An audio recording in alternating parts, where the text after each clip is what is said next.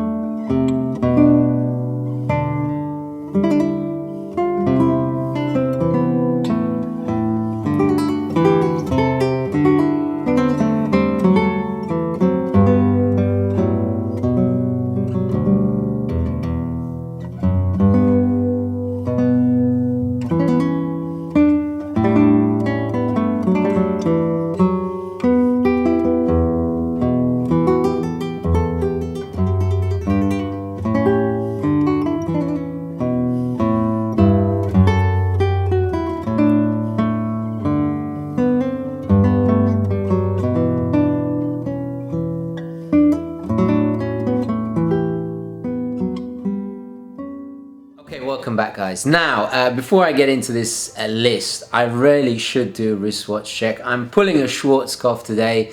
I'm using my data bank, and actually this really should be in my top 10. It would probably be 11, 12, something like that. I can't put all the watches. I mean, there's just so many watches at this price range, and that's why really I want to do more of these videos. But the data bank is a wonderful reissue of a classic, iconic Casio. Very 80s, very retro, but I love it. I think it's about 60 bucks, around about 60 bucks. Tremendous value for money, and that's what we're discussing today, value for money. The best watches, in my opinion, and this is a totally subjective list. I've got to, what's the word? A disclaimer. I've got to put that disclaimer in here. It is my own list. If you have your own suggestions, please do nominate them in the comments. Let's try and help out as many people as we can get to those fantastic watches and be happy with their timepieces. Now on the other wrist, I'm wearing the Sinn 104. I mean, you couldn't get more polar opposite. Automatic, German made, classic, wonderful piece. And I've just zhuzhed it up a little bit with a maroon, I guess it's maroon. It looks more like purple to me, but to give it an extra little bit of pizzazz, I've put it on this colourful NATO strap. Anyway, let's get on with the list. Now, I should also point out that this is not in any order of importance. The numbers are just there for reference. But let's get some classic, some channel classics out of the way first. I can't do this list without putting the Seiko SKX in there, whether it's the 009, the 007, or the 013. So that is at number 10 for me. It's the Seiko SKX, a hugely iconic dive watch, ISO certified, respected by the pros, 200 meters water resistant, automatic with the 7S26, infinitely moddable. I mean, it's a movie icon. It's a wonderful dive watch that just has so much character, from the Hokusei inspired wave on the back to that beautiful tool aesthetic cushion case, and of course the crown at the 4 o'clock. I mean, I'm not going to bang on about it. You guys know my admiration for this piece. I've lost count, but I've owned this watch a hell of a lot. Actually, I think the SKX and the Seamaster are the two watches I've owned the most of, or various incarnations of at least. So that's definitely at number 10. Let's just get that out the way. And of course, it is 42 millimeters. If you want to go smaller, there's the mid-size, which I think is 36 or 38. Guys, correct me, but it is a lot, dramatically smaller. But actually, the standard SKX 007 and 9 wear like a 40. They really do, thanks to that cushion case. What else to mention? Yeah, a little bit dated because it doesn't have the manual winding hacking. But still, funnily enough, in supply, in stock everywhere. I mean, there were rumors that it was being discontinued. It doesn't seem to be slowing down whatsoever. The only thing I have noticed is the Japanese version, the J version, and I've done a comparison between the two. You can't get them anymore. They seem to really be difficult to find, and the price is kind of inflated because of it. The standard SKX, the K version, is still well under $200. So anyway, that's number 10. Let's move on, because I'm sure you're bored of me going on about the SKX. So number 9 is another channel favorite, and it is of course the Bambino, the Orient Bambino. Now my favorite is the second generation, and the biggest leap from the first to the second generation was the introduction or the upgrade, the F6722 movement, which of course is an in-house automatic. They added the manual wind, they added the hacking feature as well. And I love the Bambinos. They're a wonderful, affordable dress watch with a ton of charm and style to them.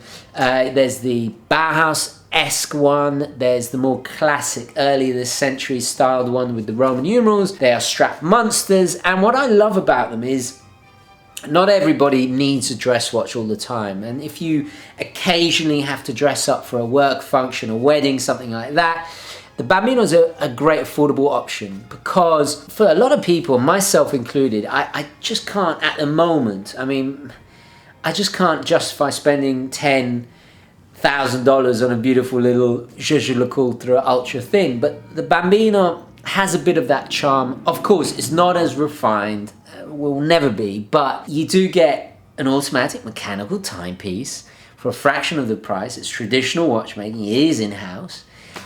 For an absolute bargain, and well under, I mean, what are they going for? 120, 130, around that kind of mark. Amazing watches, amazing watches. So that's number 9. And while we're on Orient, a few honorable mentions: the Orient Mako 2 and the Orient Ray 2 with the F69 movement, another in-house. Wonderful 200-meter water-resistant divers. Just amazing. A serious competitor to the SKX, but of course, doesn't have the heritage, but you know, they are wonderful alternatives. If this was a top 20, they'd be in there. Anyway, let's move on. So Orient's out the way. So that was number 9. Moving on, number 8. It's got to be a Seiko 5. I mean, where do we begin with the Seiko 5s? There's tons of them. So let me just explain to you the ideology of why they're called Seiko 5, right? Back in the early days, because believe it or not, this is an iconic watch now. They've been going since the 60s. The 5 key principles were: they had to be automatic, they had to be durable and robust, they had to have the day and the date function in one single window, they had to have a recessed crown. Originally, I think the principles had to be, it was at 4 o'clock, although these days it's changed slightly. You find Seiko 5s with the crown at 3 o'clock. And what was the last thing? The water, they had to be water resistant, that's right. So those were the 5 key principles. My pick of the bunch, and you guys saw the review. If you missed it, have a look back.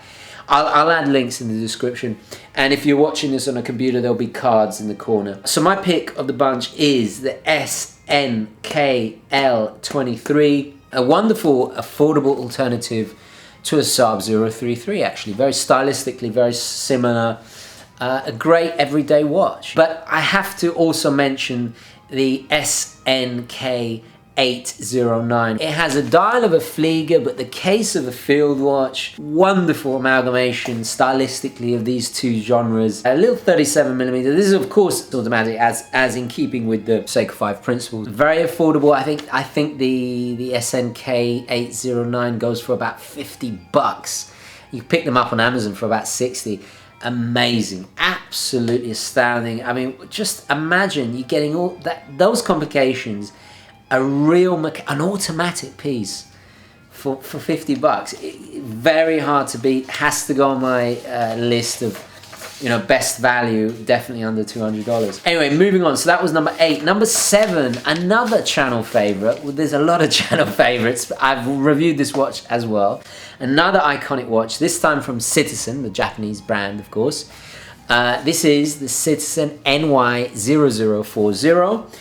This was actually issued to the Marina Militare, the Italian Royal Navy. It is a truly marvelous automatic diver, 200-meter water resistant, and in my opinion, the closest watch to take the crown from the SKX as the entry-level dive watch. The SKX is undoubtedly the king at this price range, but this is probably his number 2 in my opinion, because it does have that military history with it. Also, it's a very unique design, slightly 90s with its little, it's been described as the Y front lume marker at the 12. So it has a crown at the 8 o'clock, so very unique, and you can get it in a variety of colors. I think there's a stunning sunburst blue version. There's also a luminous style version, which is just very, very legible, obviously. I mean, it does exactly what it's supposed to do. I love this watch. A ton of charm and character of its own. What is the diameter? I think it's supposed to be 42, but it's much smaller. It wears like a 40 or a 38. Great watch, and you can still pick them up for under $200. So let's move on. Another iconic watch, and this time the first Swiss watch in the lineup. So what was that? The last one was number 7. This is number the Citizen was number 7. This is number 6. And it is, of course, the Swatch System 51, named after the 51 parts that make up the movement. And it is an incredible leap or innovation in watchmaking. It's made horological history. So held together completely by one single screw, hermetically sealed with an incredible 90-hour power reserve. It's made from start to finish without any human interaction. It's a true marvel of engineering, without a doubt. Whether you love it stylistically or you loathe it, guys, I mean, it's at, what is it, $150 around that price range. It's a Swiss automatic for under $200. It can't be beat. I think this is the most affordable Swiss automatic, unless you go vintage. But we're talking about new watches today. We're talking about new watches. So hugely important. But what I love most about the System 51 is it's truly in keeping with the founding concept of Swatch. Swatch is an amalgamation of the two words second and watch. It was made, in essence, a fashion watch, but made in response to the quartz crisis of the 70s as we go into the 80s. The Swiss wanted something that was very affordable, that was lively, fun, and they've become incredibly collectible. I collected several. I picked up, if you want to go vintage, you can pick up the beautiful 80s and 90s ones for an absolute bargain on eBay. So this, in essence, is a wonderful continuation of that thinking, of that design ideology or concept into a different, into the automatic game, which is just wonderful. I'm so excited to see what Swatch do next, because especially with the advancements in manufacturing and technology, it's very exciting. Anyway, so the only reason I don't own one is because it's 42 millimeters. It's too large for me. Having said that, if you don't want to go automatic, have a look at the quartz chronographs for around about the same price. My pick of the bunch is the Destination NYC. Gorgeous, very, very fun. And if you have the smaller wrist, you can pick up for $50. There's tons of offerings on eBay and also on Amazon. I mean, there's so much to pick and mix, and that's what's fun about them. You're able, for not very much, to add a little bit extra flair, a bit of variety to your collection, or for your first watch, it just really is an excellent choice and a great way to get people into horology and into watches affordably and without breaking the bank. Let's move on. So that was number 6. What's next? Another huge icon, one I just recently picked up. It is, of course, the Casio Dw 5600. Under $200, there's so many to choose from. My favorite is the military version I recently picked up. Have a look at my review. It's completely blacked out. In fact, I spent about $100 on mine. It was about 60 or 70. Then I spent about $30 on modding it. I added a NATO adapter, bull bars. Really fun. Why is this watch so important? Well, it's the truest descendant, so to speak, of the original G-Shock back in 1983, invented, of course, by Kikuo Aibe, the watchmaker that invented G-Shock. In fact, the legend goes that he inherited the watch, I think it was by his father, his grandfather. He dropped it. It was traditional mechanical type, it stopped working. So he wanted to come up with something that was shock resistant, that was water resistant, that could take the punishment, and hence typical Japanese innovation, the G-Shock was born. The DW5600 is the closest you'll get, certainly aesthetically, to the original.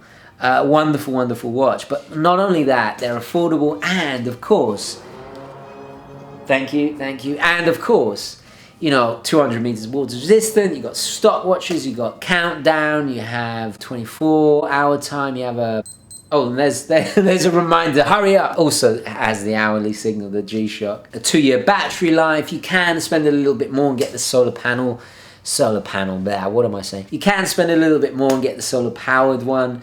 I forget the reference, but wonderful, wonderful watches. And I think every collection should have a beta watch, and this is a great way to go because you can pop it on. I wear a G-Shock every single day during my workout. I use it to time my cardio. I use it to time my planks when I'm doing yes, I know it's maybe too much information, but yeah, it's practical, and that's the point. What I love is it's not blown up like a lot of the modern G-Shocks. It's a modestly sized G-Shock that even skinny wrists like mine could pull it off perfectly fine. What's the size? Yeah, about 42 millimeters in diameter there. So yeah, and of course it's black resin, so it's not stainless steel. Everything else has been stainless steel up to this point. And a few honorable mentions while we're on the subject of Casio.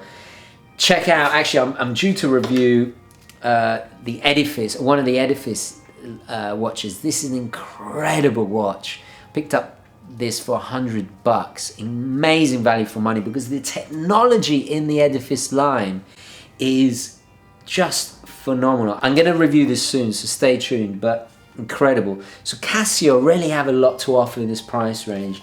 Also, if you want to go retro, you could even get the one from Back to the Future. I think they're about $50. You know, it's completely plastic. This is a little bit more 80s in the stainless steel. But yeah, have a look. Honorable mentions. Have a look at the rest of the Casio range. So that was number 5. Number 4. Now this is cheating a little bit because it's a smidgen over $200, but I had to put it in the list because, guys, it's such a hugely iconic watch that it's worth just pay that little bit extra and get it. I am, of course, talking about the Hamilton Khaki Field. This is the mechanical version, a Swiss watch that has a history going back to World War II. Hamilton made watches for the US military because originally they were an American company. They were founded in 1892. Now they're part of Swatch, of course, so they're Swiss made, but guys, the quality is still impeccable. This is a beautiful 38mm diameter. It is probably the truest modern descendant of one of the most iconic field watches ever made. Hand wind, of course, and it has that wonderful field watch aesthetic with 24 hours on the inner part of the dial. It's water resistant to 50 meters. It has sapphire glass, which is very impressive. And of course, it has that bead blasted case that is just so, well, it's very military. You got drilled lug holes as well. A true strap monster, very, very versatile. I love it. I love it. In fact, actually, I might buy one just for for the hell of it. Date function as well. So yeah, it's a great, great watch and worth just to spend that extra 30, 20 bucks. I know, cheating a little bit, but I had to put it in there. Okay, so that was number 4. Number 3, another military watch. Slightly newer, and this is from Marathon. This is the Marathon Navigator. Now this is a quartz piece based on a Swiss ETA. It's very, very reliable, but what makes this so amazing, well, first of all, it has tritium lume, which is just amazing. It has a life of 25 years or something like that. It differs from the luminescent that we've seen in the previous watches, that it's constantly glowing. It's actually a tiny bit radioactive, but don't worry, it won't harm you. Now this is made out of a fiber shell to very stringent military specification. This is a true mil-spec watch. Used to this day to armies all across the world. I think the IDF wear them, or had them issued to certain, I think their parachute regiment. Canadian Armed Forces, US military. So they're made to very, very specific standards to resist certain pressures. The Marathon Navigator is a fantastic 41 millimeters. It's water resistant to 50 meters. It's based on an ETA F06, which is just a wonderful quartz movement. The accuracy on this thing is 0.3 or plus 0.3. I mean, it's just ridiculous. And of course, we are joined by the NYPD or the ambulance service or whoever. It happens every time. I don't live in a war zone, trust me. I don't live in a war zone. Okay, thank you guys. I apologize also if it's a little dark. It's very cloudy, dingy day out there. My favorite, as you guys know. Anyway, what was I saying? What I love about it is completely black, you know, so it has that military aesthetic. The watch also features a splendidly useful bi-directional 12-hour bezel that you can keep track of a second time zone. Very practical for every day. And it just has that tough aesthetic, but to know it's being used in the field. Marathon are hugely respected for their military watches. They have quite a long history of it, dating way back, I think, to the turn of the century. They have a huge heritage in making military watches. They really know what they're doing. It's a kind of sign of respect when military and governments all over the world choose them. You know, it shows trust. Okay, so that was number 3. Now, number 2, and it is the Victorinox Infantry watch. This is a Swiss-made quartz watch. Now, a lot of you will know Victorinox from, well, they're knife makers. They've been making knives since 1884. But in the late 80s, they brought that expertise and knowledge and craftsmanship into watchmaking. And you can really tell. Because I've actually owned several Victorinox watches way back before I had a channel. I owned the Maverick 2 chronograph. Now, it was substantially more expensive than this, but the quality was there, and that's why I've included them in the list. This watch is just a smidgen under $200, but is a wonderful 40 millimeters. But what I love about it, and why I put it in this list, is not only the fantastic fit and finish that you get with Victorinox, but also the vintage aesthetic. It's the only one in this list that actually kind of has that old school look. Numerals on the dial, that wonderful, slightly recessed crown. Doesn't really have crown guards, but it has a little suggestion of crown guards. And it also has anti-reflective sapphire glass, which is fantastic. Water resistance of 100 meters. Swiss ETA again. And if you want to spend a little bit more, you can get the automatic version for not that much more. So incredible value for money, because I think you rarely do get a well-made watch there. Okay, so that was number 2. Number 1, now this might surprise you. I actually owned this watch, and I'll see if I can put a picture of me wearing it.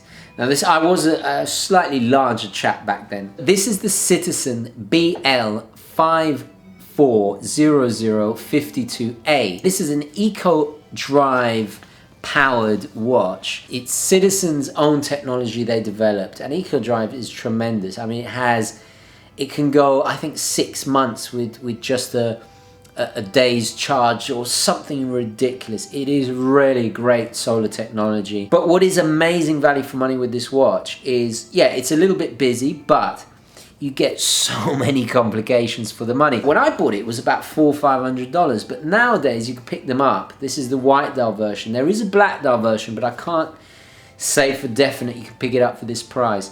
The white dial is the one I owned. Very much a kind of Breitling Navitimer inspired flight watch, but you get a 1/20th of a second chronograph in a rotating bezel. Best of all, you get a perpetual calendar, dual alarms, and dual time zone, which is just phenomenal. Not only that, water resistance of 100 meters. And I might get a bit of flack for this, but I gotta say, I think Citizen's entry-level watches are finished to a higher standard or a higher degree than Seiko. It's just something about it. It's a tactile feel. They really have quality in even these entry-level timepieces. Talk about bang per buck. I mean, really substantial watch, a double push-button deployment. It's a wonderfully beefy, solid watch for the money.